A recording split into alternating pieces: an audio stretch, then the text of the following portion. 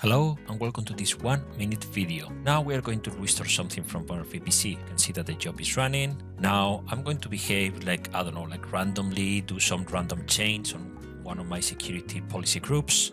For example, I'm going to add all the traffic in.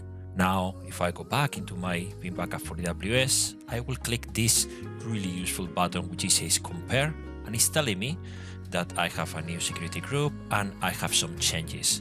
So what I'm going to do is click restore to the original location, and I'm going to select rollback on the comment, and I can see here that the policy now is being restored successfully.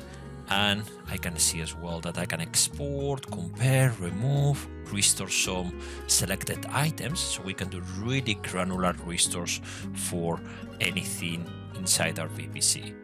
For example, here I can add some security groups. And that's all. Thank you for watching.